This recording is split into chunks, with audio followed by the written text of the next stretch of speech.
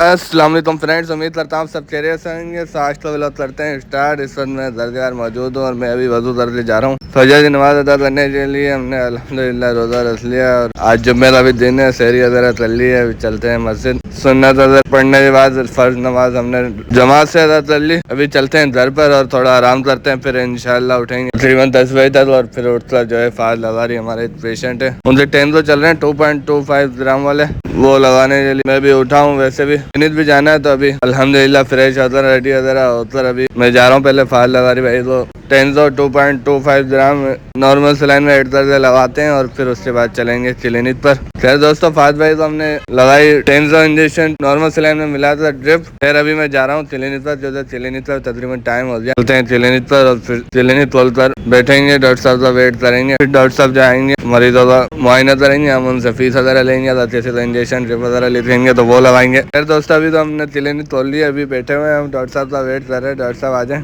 फिर जो पेशेंट वगैरह होंगे वो भी डील करेंगे। खैर दोस्तों, मुझे मालूम हुआ डॉक्टर साहब नहीं आ रहे हैं तो मैंने अभी क्लिनिक कर दिया बंद। 12:30 हो चुके हैं अल्हम्दुलिल्लाह। अभी जाना हमें ईद वाली में नमाज पढ़ने के लिए, निमरा मस्जिद में जमात से नमाज पढ़ेंगे इंशाल्लाह। सुन्नत वगैरह अदा करने के बाद खुतबा सुनेंगे, खुतबा सुनने के बाद जमात से नमाज अदा करने के बाद सुन्नत नवाफिल वगैरह अदा करने के बाद फिर घर पर जाएंगे। घर पर जाने के बाद थोड़ा आराम करेंगे और फिर इंशाल्लाह असर की नमाज के लिए उठेंगे। फ्रेंड्स अल्हम्दुलिल्लाह हमने नमाज अदा कर ली है जुम्मे की। अभी हम जा रहे हैं घर पर। घर पर जाने के बाद पेशेंट है हमारे, उनको मेथी दवा लाइव भी लगाना, तो मैं उनके घर आया। मुझे मिसेज और उनकी RBS टेस्ट करनी है और मेथी दवा इंजेक्शन लगाना है IV, तो वो लगाते हैं। डेट लॉस किया, वो आए तो फिर गेट खोलें तो चले अंदर और लगाएं इंजेक्शन लगाने के बाद। अभी मैं पहुंचा हूँ घर पर। घर पर पहुंचने के बाद हमने की बाइक खड़ी करने के बाद अभी हम जा रहे हैं थोड़ा आराम करने के लिए और फिर इंशाल्लाह आपसे असर में मुलाकात होगी। मैं दिन का आराम भी जरूरी है, चाहिए होता है। खैर दोस्तों, आराम करने के बाद हमें अलार्म बजने की आवाज आई। हमारा अलार्म था 5, 7 का